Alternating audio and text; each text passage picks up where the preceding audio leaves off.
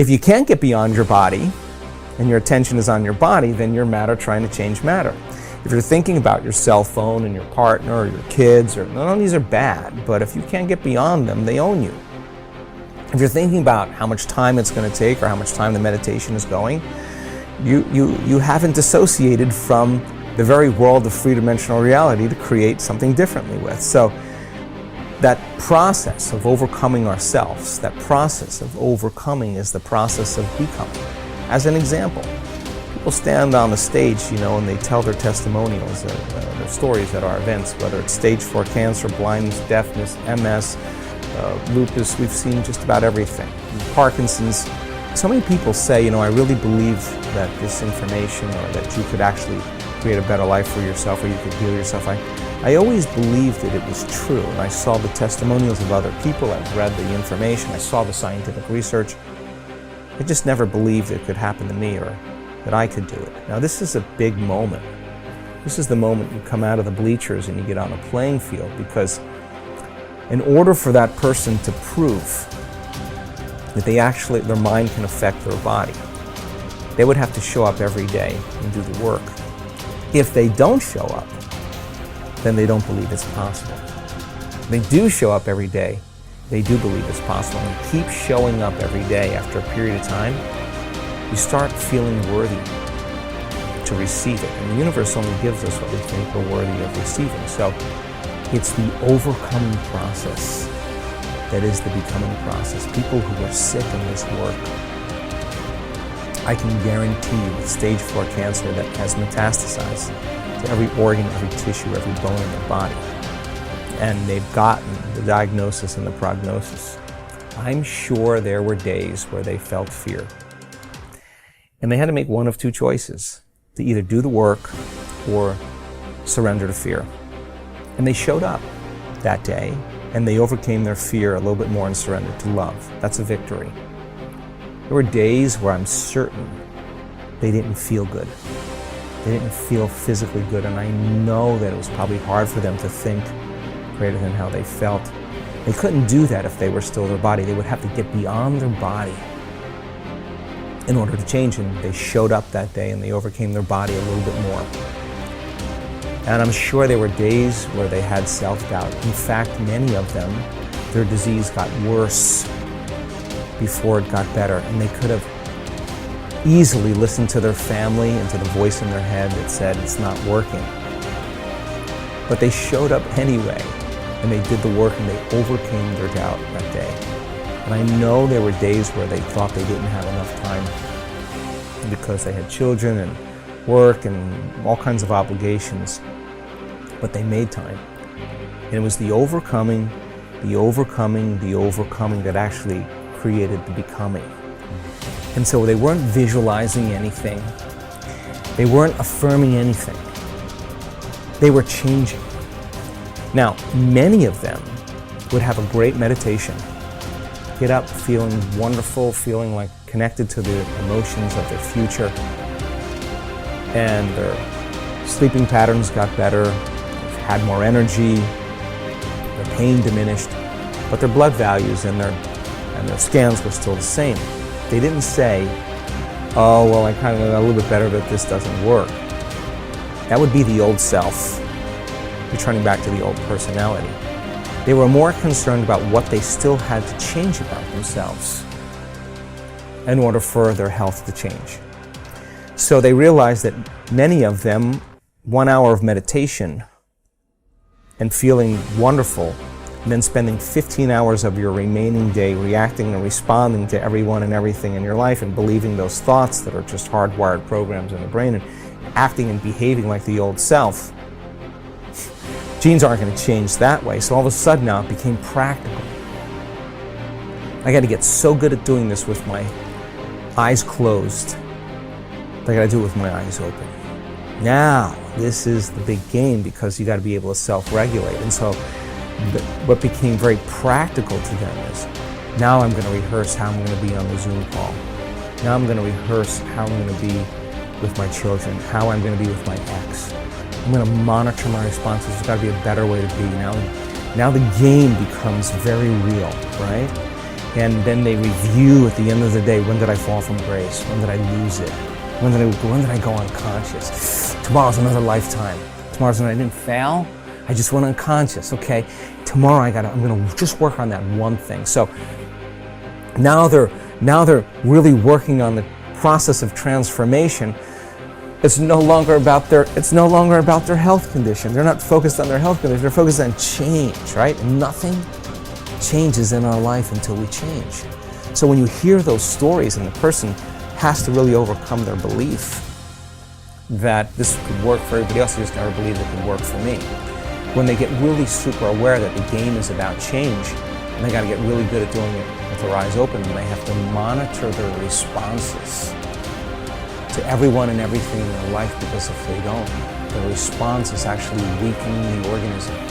They got to catch their thoughts, because that thought that they let slip by could actually knock their brain and body out of homeostasis and turn on the stress response. So now the game changes now, and it takes an enormous amount of energy, and it takes an enormous amount of awareness.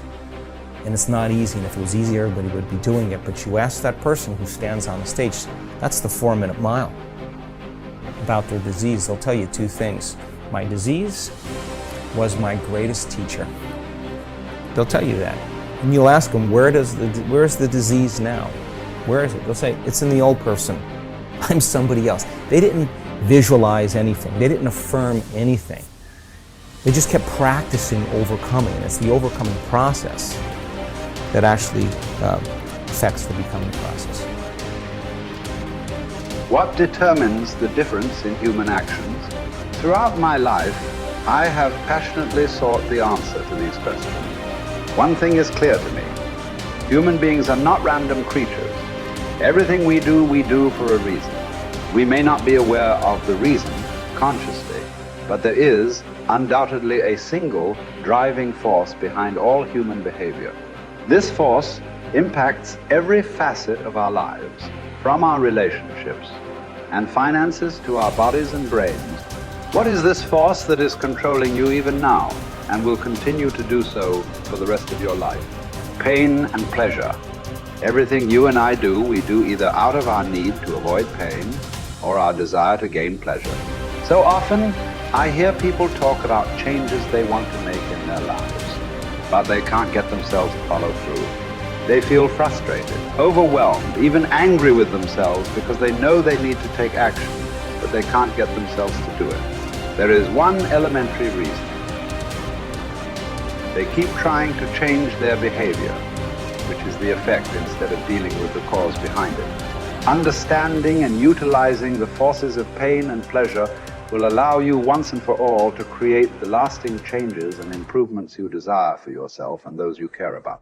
Failure to understand this force dooms you to a future of living in reaction like an animal or a machine. Perhaps this sounds like a complete oversimplification, but think about it. Why don't you do some of the things you know you should do? After all, what is procrastination? It's when you know you should do something, but you still don't do it. Why not? The answer is simple. At some level, you believe that taking action in this moment would be more painful than just putting it off. Yet, have you ever had the experience of putting something off for so long that suddenly you felt pressure to just do it, to get it done? What happened? You changed what you linked pain and pleasure to. Suddenly not taking action became more painful than putting it off. A man who suffers before is necessary, suffers more than is necessary. What keeps you from approaching that man or woman of your dreams? What keeps you from starting that new business you've been planning for years? Why do you keep putting off that diet? Why do you avoid completing your thesis? Why haven't you taken control of your financial investment portfolio? What prevents you from doing whatever it takes to make your life exactly as you've imagined it? Even though you know that all these actions would benefit you, that they could definitely bring pleasure to your life, you fail to act simply because in that moment you associate more pain to doing what's necessary than missing the opportunity. After all, what if you approached that person and they rejected you? What if you tried to start that new business but failed and lost the security you have in your present job? What if you started a diet and went through the pain of starving yourself, only to gain the weight back eventually anyway? What if you made an investment and lost your money? So why even try? For most people, the fear of loss is much greater than the desire for gain, which would drive you more. Keeping someone from stealing the $100,000 you've earned over the last 5 years, or the potential of earning $100,000 in the next 5. The fact is that most people would work much harder to hang on to what they have than they would to take the risks necessary to get what they really want from their lives. The secret of success is learning how to use pain and pleasure instead of having pain and pleasure use you. If you do that, you're in control of your life. If you don't, life controls you. If we link massive pain to any behavior or emotional pattern, we will avoid indulging in it at all costs. We can use this understanding to harness the force of pain and pleasure to change virtually anything in our lives, from a pattern of procrastinating to drug use. How do we do this? Let's say, for example, you want to keep your children off drugs. The time to reach them is before they experiment and before someone else teaches them the false association that drugs equal pleasure. My wife and I decided that the most powerful way to make sure our kids would never use drugs was to cause them to link massive pain to drugs.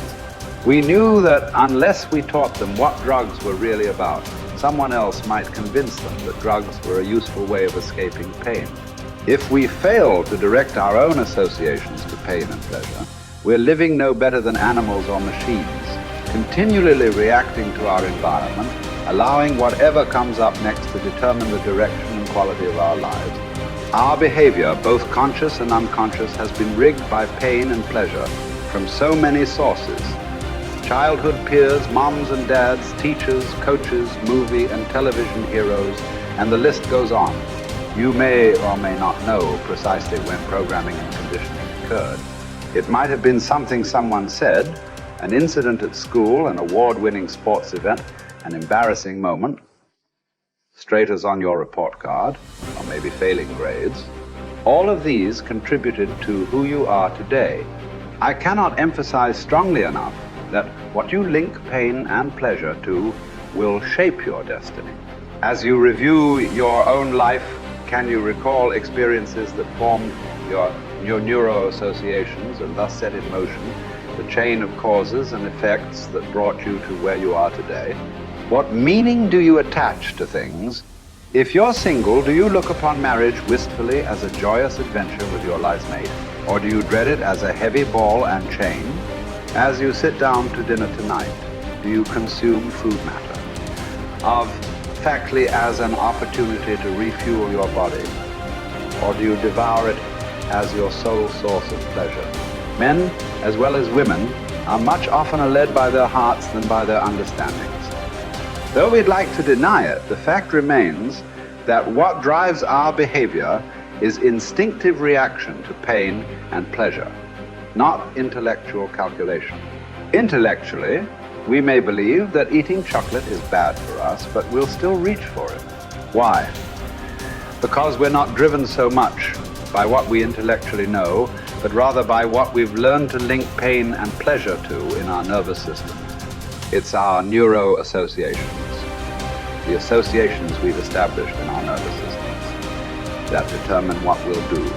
Although we'd like to believe it's our intellect that really drives us, in most cases our emotions. The sensations that we link to our thoughts are what truly drive us. Many times we try to override the system. For a while we stick to a diet. We finally pushed ourselves over the edge because we have so much pain. We will have solved the problem for the moment. But if we haven't eliminated the cause of the problem, it will resurface. Ultimately, in order for a change to last, we must link pain to our old behavior and pleasure to our new behavior and condition it until it's consistent. Remember, we will all do more to avoid pain than we will to gain pleasure. Going on a diet and overriding our pain in the short term by pure willpower never lasts simply because we still link pain to giving up fattening foods. For this change to be long term, We've got to link pain to eating those foods so that we no longer even desire them, and pleasure to eat more of the foods that nourish us. People who are fit and healthy believe that nothing tastes as good as thin fields, and they love foods that nourish them. In fact, they often link pleasure to pushing the plate away with food still on it. It symbolizes to them that they're in control of their lives. The truth is that we can learn to condition our minds, bodies, and emotions to link pain or pleasure to whatever we choose. By changing what we link pain and pleasure to, we will instantly change our behaviors. With smoking, for example, all you must do is link enough pain to smoking and enough pleasure to quitting. You have the ability to do this right now, but you might not exercise this capability because you've trained your body to link pleasure to smoking, or you fear that stopping would be too painful. Yet, if you meet anyone who has stopped, you will find that this behavior changed in one day. The day they truly changed what smoking meant to them.